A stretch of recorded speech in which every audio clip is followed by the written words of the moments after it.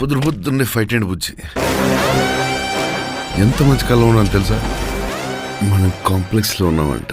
1 million units ఉన్నాయని దగ్గర ఏవీ లేవు. నాలాంటి ఎంతమందికి నువ్వు అక్కడ హీరో తెలుసా?